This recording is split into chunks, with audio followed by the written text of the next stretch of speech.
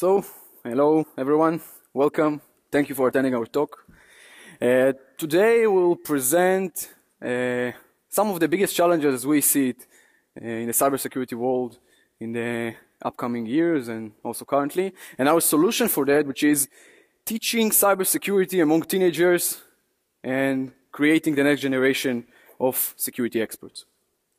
So let's start off with a regular presentation disclaimer. None of the views, opinions, or things we will present you today are in any way related to our employer, any organization or something.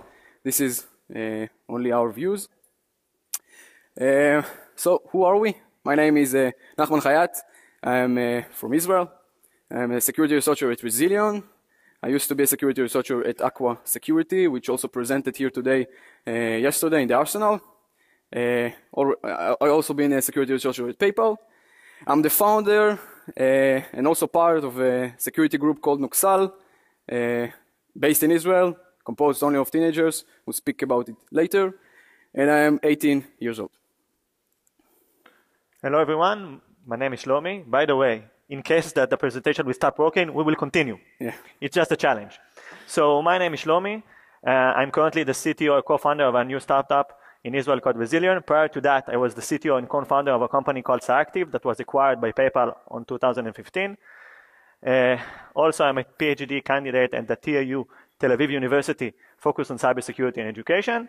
And above all in that, I'm a proud father and husband. Here is the outline of our talk. I'm not going to go over each one of them. I will give you a broader understanding, and of course, we'll going to go deep into all of them. So we'll start with the growing need for cybersecurity experts among the industry. After that, we will detail the current educational system. After that, we were going to detail the problem that we have today with the current solutions, and we will suggest our own opinions and our own solution for that problem. And to showcase that and demonstrate, we will show a couple of implementation regarding our solution that is being conducted in Israel. Great. So let's start with an introduction. Today, this is a graph showing the US need of computing jobs. By 2020, there will be missing 1 million computing jobs in the US.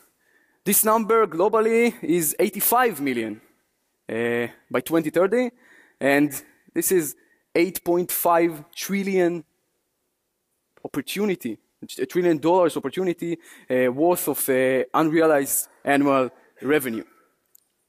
If we look at the fast-growing need of cybersecurity jobs, we can see that the rate that cybersecurity positions are growing is 3 times as much as the IT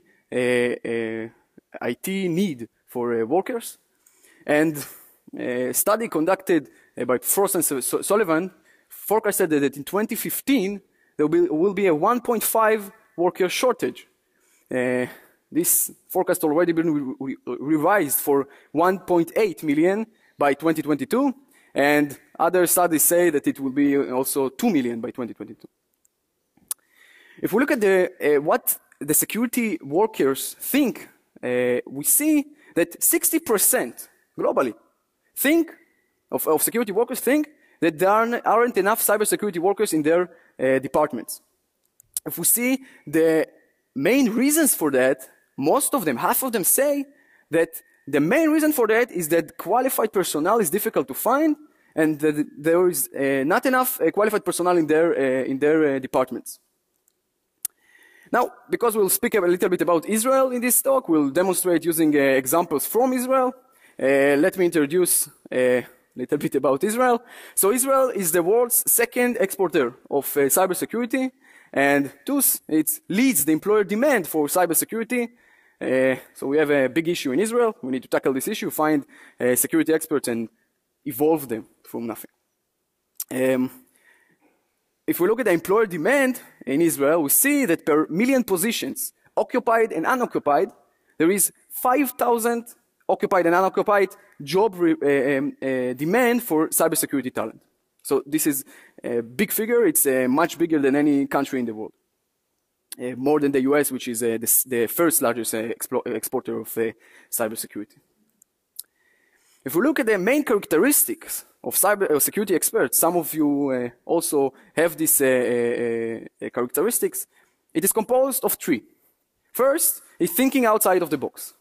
Thinking outside of the box means innovation, means thinking differently than others, than other people in your company and outside of your company.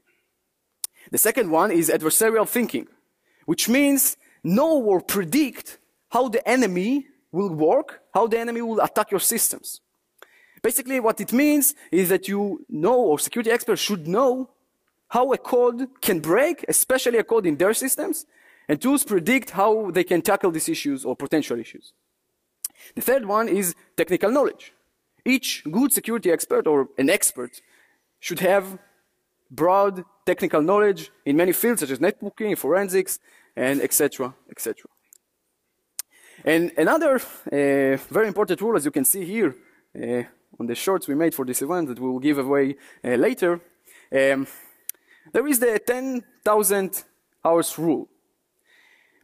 Gladwell, in his book, Outliers, the Story of Success, said that the key to achieving world-class expertise in any skill is practicing and experiencing for a total of around 10,000 hours.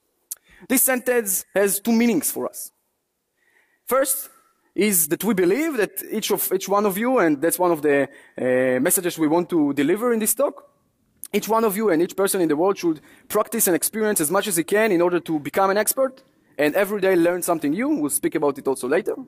And the second one is that every cybersecurity expert should experience and learn a lot and have a lot of experience in the industry before he actually becomes an expert in something. Okay, so after we talked a little bit about the growing demand, let's talk a little bit about the current cybersecurity education landscape. Here you can see a templated educational landscape. I'm not going to detail it now, but please remember that we are going to visit it again when we will talk about the solution. When examining the computer science education for teenagers, it's mostly starting at the high school. And if you will look and try to categorize what are the topics in which those teenagers are learning, you can see programming, algorithmic thinking, data structures, state machines, and more. But cybersecurity, deep knowledge, is missing. If you will try to cluster the landscape of the cybersecurity education, we can find that there are three main clusters that can be created. The first one, academia. The second one, industry. And the third one, cybersecurity, in which we are teaching our kids and teenagers. Before we will show an examples, I want to give a little disclaimer.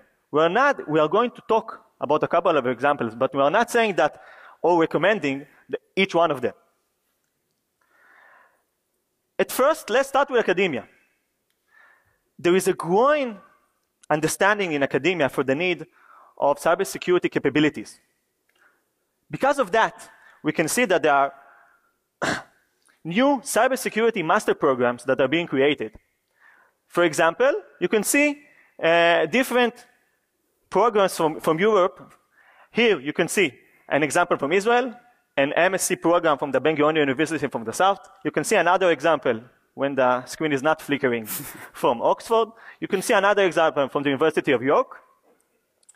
And one of the problems is that teenagers are not relevant for those specific programs because most of them don't have their masters yet. Of course, that understanding in academia is not relevant only for Europe. It's only relevant for other places. Here you can see a paper that was published on 2017, which shows 61 programs of cybersecurity across the globe, across 17 different countries. And of course, there are many more. If we are talking about industry, most of the education in industry is focused around certifications. We have certifications which are focused on hands-on experience. We have certifications which are focused on policy, which are focused about knowledge. Here you can see another example of those certifications, and of course it's only a partial list of that. Again, when thinking about teenagers, we can understand that there are mainly two limitations between them and those certifications. First of all is the cost. Second, there are certifications in which you need experience in the industry to apply for them. And another shift that is being conducted as part of the educational landscape is the hybrid between academia and industry. Here you can see an example in which you can turn your certification into a degree. You can use those certification and transfer credit. But when we are talking about teenagers, what we are teaching them? Mostly safe internet, privacy controls, awareness, password safety, social media safety. But what about network threats? What about denial of service, for example? What about IP spoofing? What about code vulnerabilities, buffer overflows, SQL injections, quoted scriptings, and others? If you think about it, a lot of teenagers are developing today applications for mobile, web apps, but they don't have the basic understanding of those specific threats. And why? Because we are not teaching them that.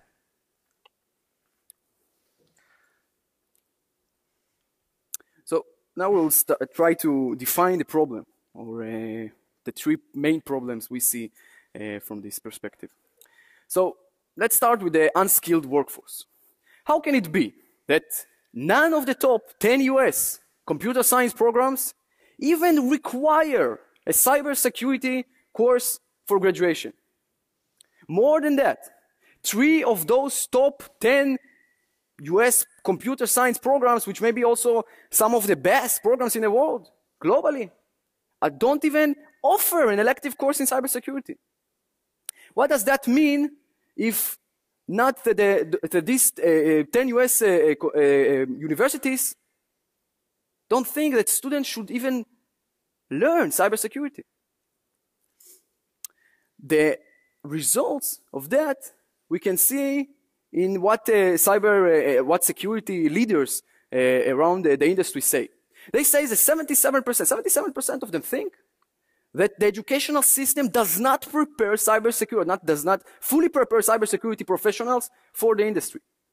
This results in that fewer than 1 in 4 candidates are found qualified for a cybersecurity position. Now, if we look at the limitation of the educational system, we can see that the main things are that the lack of experience in complex projects and real-world technologies are the main reason why they are not found qualified later on when they try to find a career. How many of these students even learn source control, or cloud technologies, or containers, or understanding the risks in every one of these real-world technologies? Students, when they are not getting the right education of cybersecurity, they are not understanding later on. When they apply for a real world in the industry, they are not understanding the security risk behind it. And if we look at the characteristics of the security expert, we see that they lack all of them. Technical knowledge they don't have because they didn't get the right course or right education. They are not thinking about out of the box because they don't know about what to think. They never even been familiar with cybersecurity. And adversarial thinking is something that they can't even think about because they weren't ever exposed to that topic. Another limitation of the educational system is that the teenagers, as Shlomi showed earlier, teenager cybersecurity education is mostly focused around internet safety.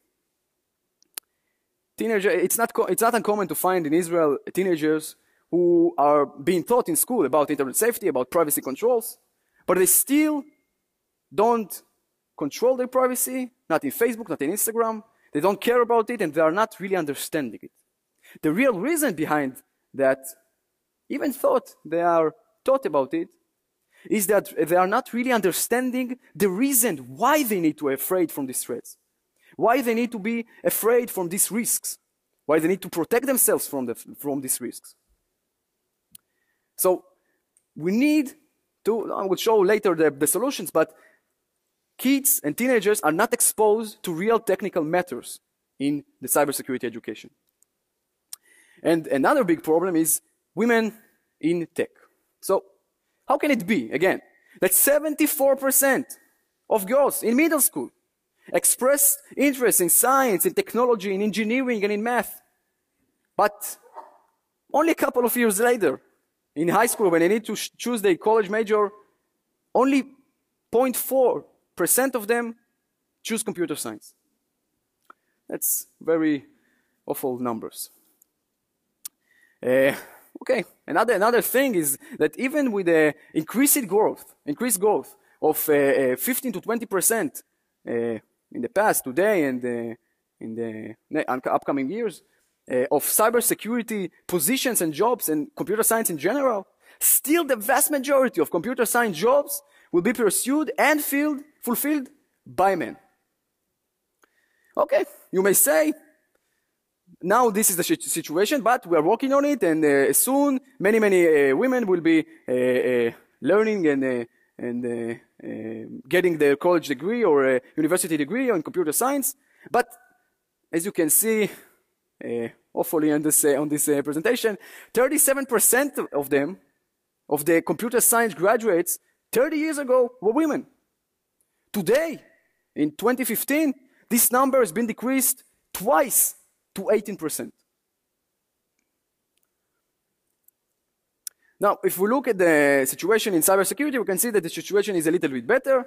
20% of the global cybersecurity workforce is occupied by women, but it still means that only 1 out of 5 workers in cybersecurity industry are women, which is, again, very bad.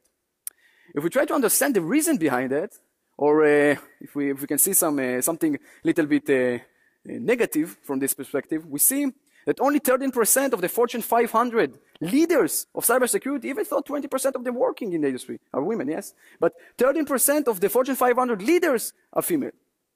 Now, if we try to understand the reasons why girls are not choosing computer science, we can maybe can see that when they look at the industry, when they look at the leaders, the people that lead the community and they lead the industry, they see no inspiration there.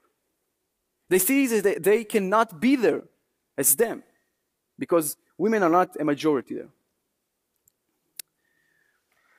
So, after talking about the problem and, of course, the growing need for cybersecurity experts, let's try to think about a solution. Recall that we saw this presentation before. What we are saying, and our proposed solution says the following. In order to improve the situation and create the next generation of cybersecurity experts, we need to wrap each one of the phases in the educational system with relevant programs which are focused on cybersecurity among teenagers. Here you can see an implementation of such suggestion and how it's conducted in Israel. First of all, I will say each of one of those programs is a great program. It will take us more than one presentation to go over each one of them. Because of that, I urge you, first, read the white paper in which we detail more. Second, also you can surf to the website of each one of them with the links you are seeing here. I will give only a slight example on each one of them. Let's start with Pixels, a program which is targeting the 6th grade students. And the goal is to give introduction to technology. What is technology? Connect the young students with the new technologies which are rising. The second one, StarTech, which is focused on from 7th to 9th grade students. And the goal of that program is to give an introduction to programming. For example, the students there are developing computer games.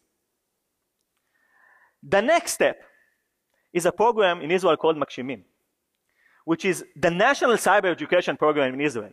In that program, students are learning twice a week, after school hours, by the way. Every session is about 3 hours, and the main goal is to create the next generation of security personnel in Israel. In that specific program, The students are learning networking, operating systems, security threats, and others. One of the biggest things that is being conducted in that specific programs is that the students are creating real-world projects with mentors from the industry. Those three programs are operated by the Cyber Education Center in Israel. And of course, with a lot of partners. Again, I encourage you to go over and read more information about those programs. The last program that I want to talk about is the Odyssea program, also known as the Future Scientist program. The program was created based on the vision of the late Prime Minister and President of Israel, Mr. Shimon Peres. The goal of the program is to nurture the next generation of scientists in Israel. One of the majors in that specific program is cybersecurity. The goal is to connect between formal education from academia. Those specific kids are starting to learn in university. And as you can see, the program started the 8th grade. They are learning calculus, discrete mathematics, linear algebra. And in parallel, they are also learning and having hands-on experience in cybersecurity. Because the combination between them, and all of those that learn linear algebra, the linear combination between all of them is very important. And thus we get, from one hand, the academia, and from the second hand, the practical experience, and of course, with the connection of the industry. That specific program is operated by the Maimonides Fund Center for Future Scientists. Again, all of those programs are being conducted between and are part of a general initiative in Israel that connects industry, academia, volunteers, and more to create the next generation of cybersecurity experts. And that's not enough. One of the problems that Nahman stated before was the lack of women in the industry.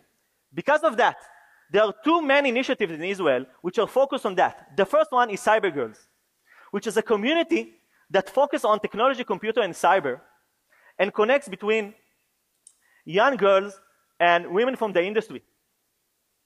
They have hackathons together. They have someone to talk with about their inspirations. Also, a project that was started a couple of months ago. In Hebrew, it's called Project Me'amemet. In English, if I would try to translate that, the project of You Are Amazing. And the goal is to create a curriculum which is focused on girls to encourage them to select science and technology as a course of study. One of the things that are also being conducted is to find inspirations and to create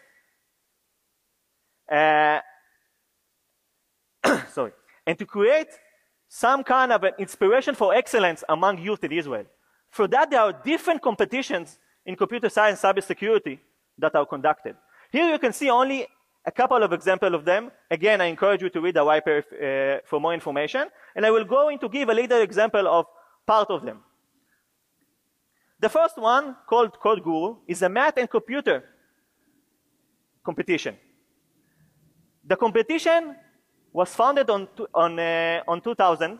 Until now, there was about 19 competitions, and it's mostly based on those questions. Here you can see an image from one of the contests. Code Guru Extreme, which is based on Core Wars, in which we have survivors written in assembly. One of the goals of the competitions is not only to encourage excellence, it's also to open the minds of teenagers to information and curriculum that they didn't thought before. For example, most of teenagers are not learning assembly. Java, .NET, and others are much more easy. And because of that, there are specific things that we are doing, and when I'm saying doing, it's not we, it's the community in Israel, the industry in Israel, the government in Israel, to encourage those things. Since 2015, there is a competition in Israel called Skills Coding. You can think about it like the Olympics of cybersecurity in Israel.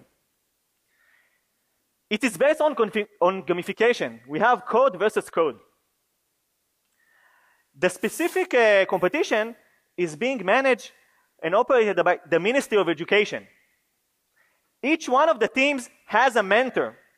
So here we can see another collaboration between the government, the Ministry of Education, and industry, which delivers those specific mentors to help the young teams, from high schools, by the way, to understand how to develop code, how to express their skills among a group, to develop soft skills. Here you can see a couple of examples of the gamification. One thing which is very interesting in that program is that the winners of a specific year are becoming the development team of the competition for the next year. You can see that we also want, as a community in Israel, to develop and to help create role models for other kids. And all of those could be also kids, not only people from the industry. Here you can see also the supported language that are part of that specific competition. So if we will try to sum up, what are the basic building blocks of our new educational approach? First of all, teach technology. Don't stay only in internet safety. Don't think that those specific kids can get deeper understanding of technologies. Mentor them while they are doing real-world projects. And we will show examples of those specific projects. Encourage excellence. It could be in the course of mentoring. It could be in the course of competitions.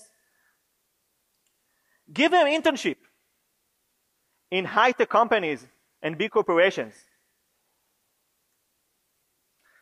So we talked a little bit about what we want the kids to do. So let's see a couple of examples. Of course, again, it's only a short list of examples of things that kids can do. Here there is a project which its main goal was to create a CFG, a control flow graph in Linux from binary files with no source code.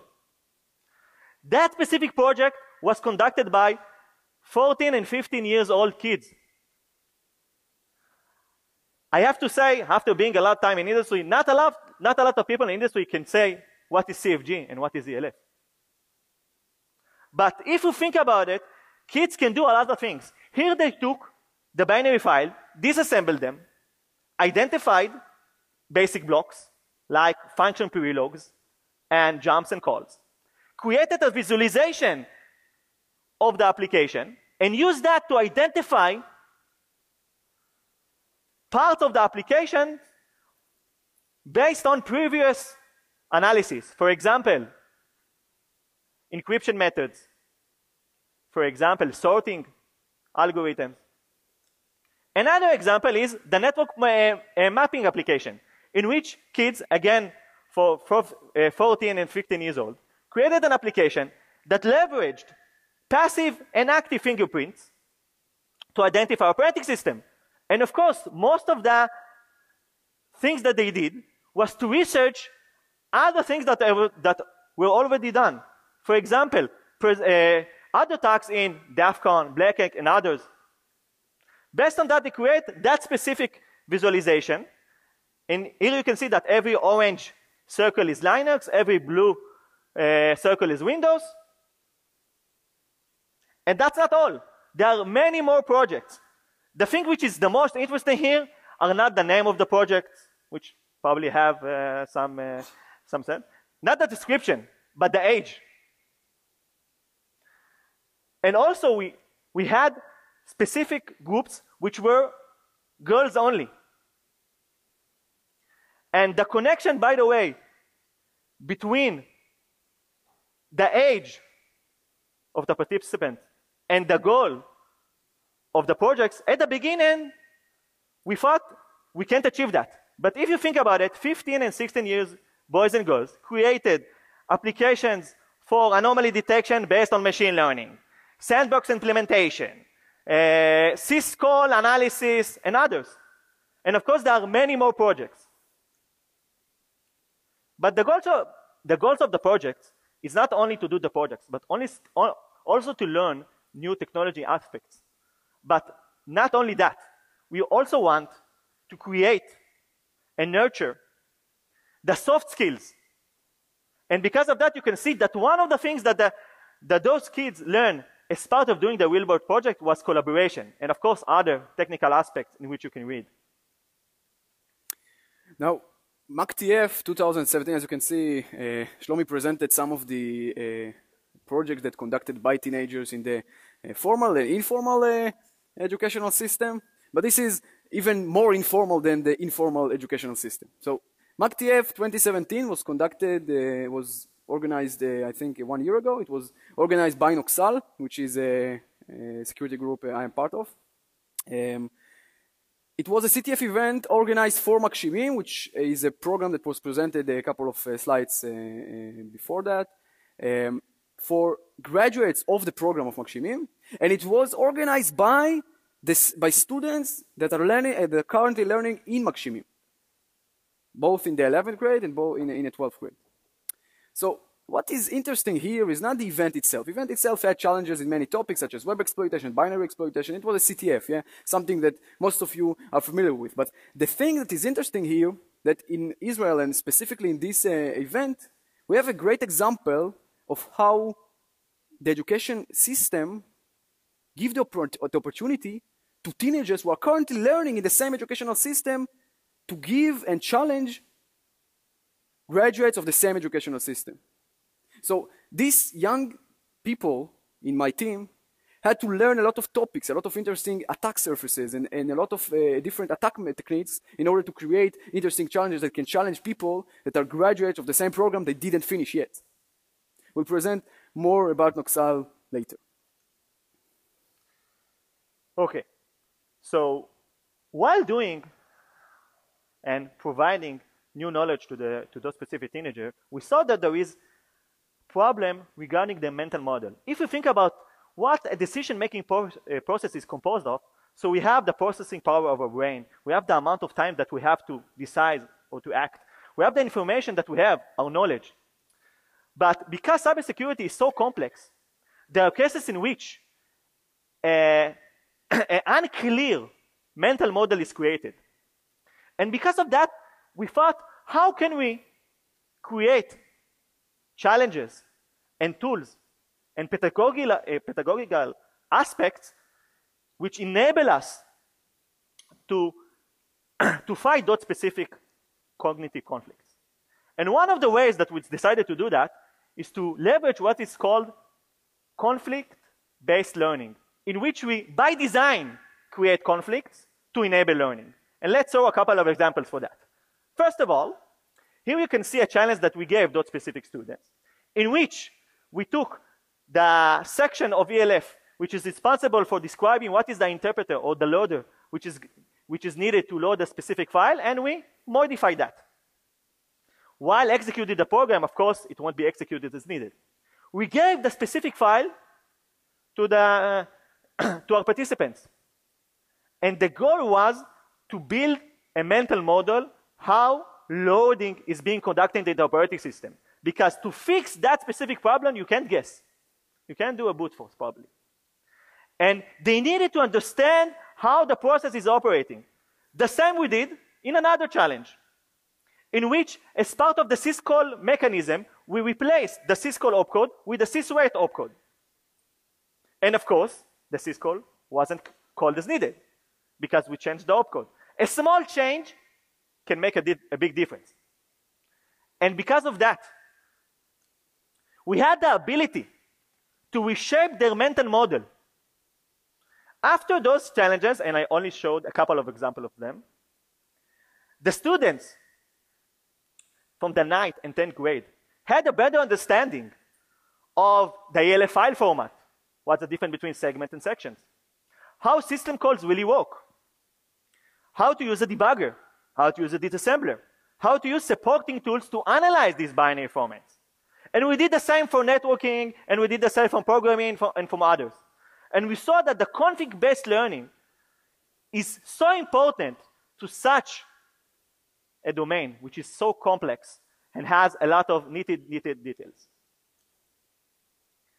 Because the conference is being held in Europe and in the UK, we wanted to give a couple of examples what is going on here.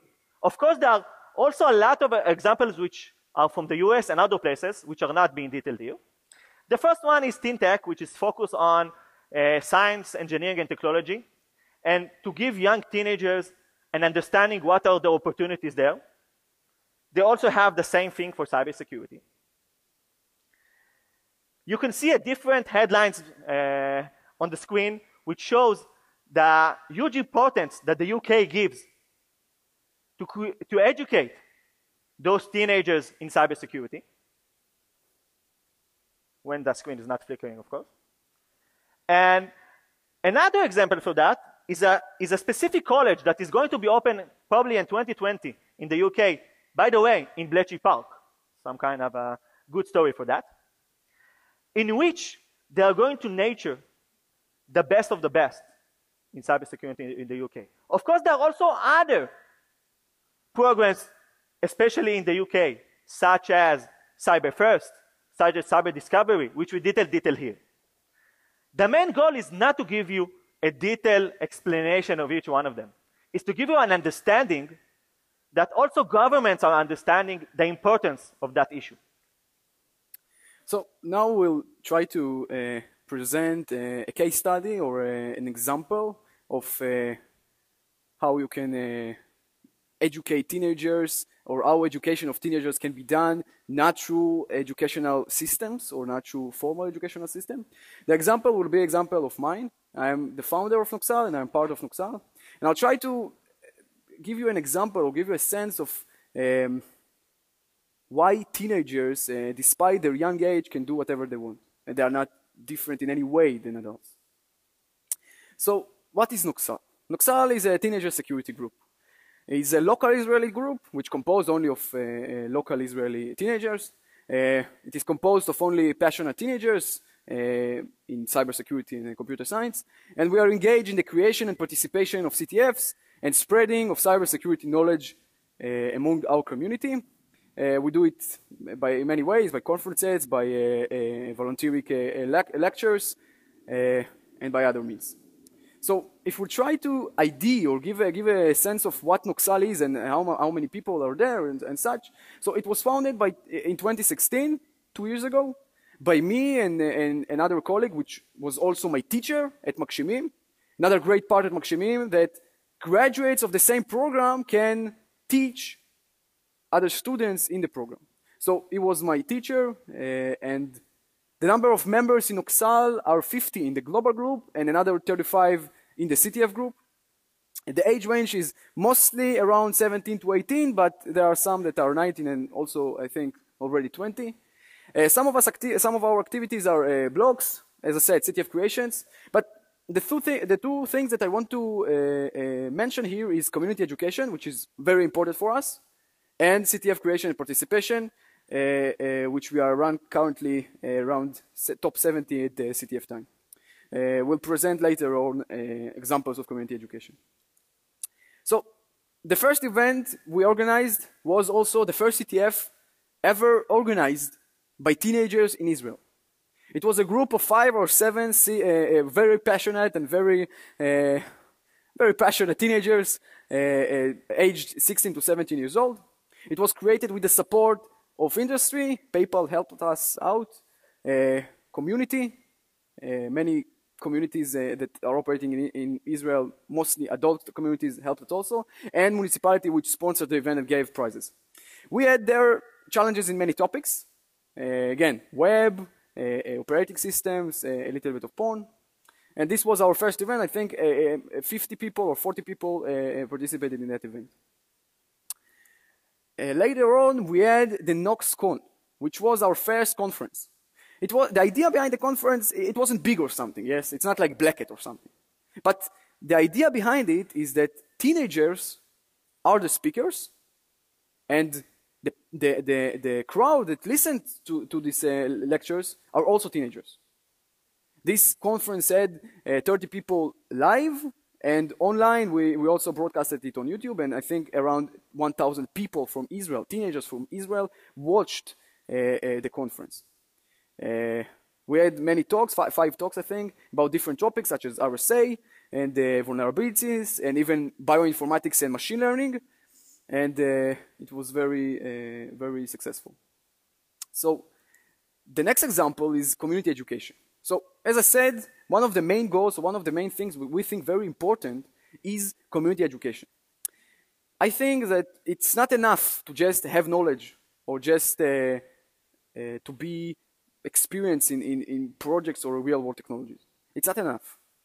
You have to also spread the knowledge you have among your colleagues or your community. Especially I was 16 when I founded the group, and now I'm 18. And I think that many of my friends who learned with me in school or in other programs weren't even familiar with cybersecurity and what is it.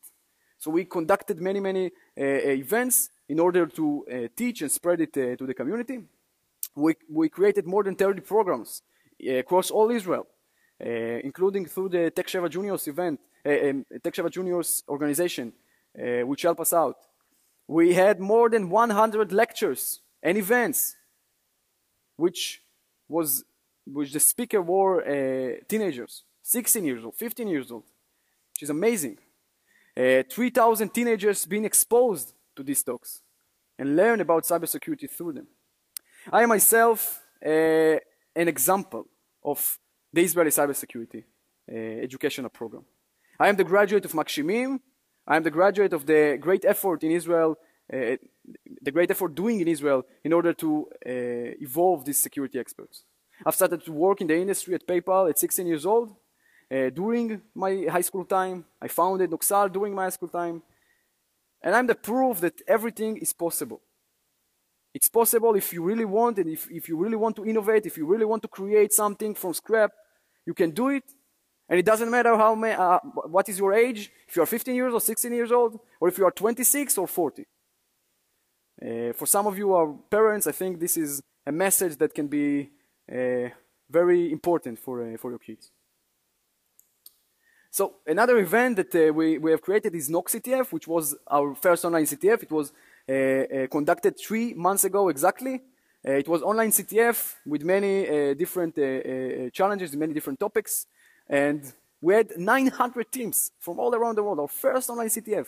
The first Israeli team which ever organized a CTF, an online CTF. 4,000 people took part. And this only proves that in 1 year change, you can go from 50 participants in an event that is just an idea to a global event which is a success. So now we'll try to show you how you can participate and help the industry, the community, to solve these problems we showed you here on the presentation. It's about our future thinking, or how we can see you take part in that. So, first of all, organize practical learning events. Do CTFs, trainings, competition, and any other idea you have for the community in order to expose those computer science graduates and those teenagers to cybersecurity. Give them the practical experience they need in order to become cybersecurity experts. And another great thing is you need to mentor teenagers. You all are experts. You understand in cybersecurity, you work in the industry, but it's not enough. Try to maybe talk with your school to have one lesson with the 9th graders, 10th graders. Give them a talk about cybersecurity, about the industry, what you do. How do you influence the world? How you change it for the better? And how can they also be part of that? The third thing is help teenager security groups in your community. Sponsor them. Not with money. Give them the place to sit together, learn together, participate in CTFs together, and create stuff by themselves. And the fourth and most important thing is collaborate. Collaborate with the educational system to do 2 things. First is expose teenagers to the industry, and the industry to teenagers. One of the biggest problems we found, and I felt it myself, is that teenagers are not aware what is going on out there in the industry. They have their educational system, they go to school, that's the only thing they know. But later on, when they finish college, there is a wall, there is companies, Google, Facebook. And one of the important things is to expose them and show them what is the real world and that it is not so different from what they're seeing now in their life. The second thing is expose the industry to teenagers. Give them the opportunity to internship in your companies. Give them the opportunity to work in your companies, to learn from you, to get the right experience that will help them also in 18 or 16 years old to work in the industry.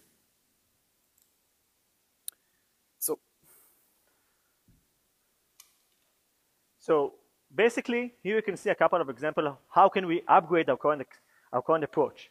How can we expose more teenagers? Maybe we will start in first grade and not fifth grade or sixth grade. Let's expose more middle school girls to cybersecurity leaders. Let's teach cutting-edge technology. And of course, let's invest more in the concept in which we teach our children. So let me summarize the presentation with the Black Hat sound bites. So the first one is, remember those, yes? This is very important. First one is, youth age is the most suitable for education in cybersecurity. As we showed you earlier, in Israel, it's working great. People are starting to work in the industry, are getting the right experience, and are getting the right expertise they need in order to work in the industry and to be real experts. The second thing is a full package education system in cybersecurity for teenagers is the only way, and we can aid, but this is the only way from our perspective to solving the workforce shortage. We have to give them the tools, even when they are teenagers. And the third thing is cooperation, and cooperation. Cooperation between community and industry is the only key to achieving this goal and close this shortage. Remember, 85 million people shortage in 2030. And maybe we'll sum up with a couple of things which are not only for teenagers. Yeah. Most of the talk we talked about teenagers, but let me share with you all something about my late grandfather told me. Make sure you learn something new every day. If you can think about it, a day that you didn't learn anything is a day you wasted. And think about it. You are also role models for your kids. You are role models in the industry. Think how you can evolve every day. For sure, we talked mostly about teenagers, but basically, they are looking up to us. We are the experts that they want to be. And because of that, if we will show them that we learn something new every day, they will want to learn something new every day. So, thank you everyone for attending our talk. I hope that you won't have any more wasteful days and you will learn something new every day. These are our contact information if you have any more questions. And of course, I think we have 2 more minutes. If someone has any questions, we will be happy to answer them. Yeah. I think.